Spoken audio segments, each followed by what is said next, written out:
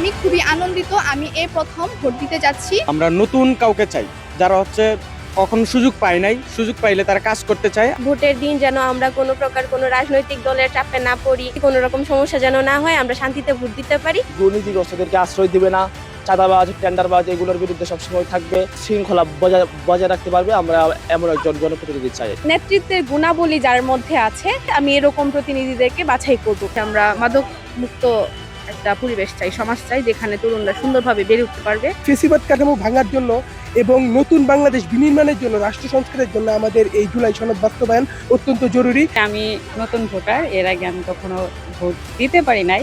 নির্বাচন এবং গণভোট দুইটাই আমি এবার প্রথম দিব, একটু এক্সাইটেড।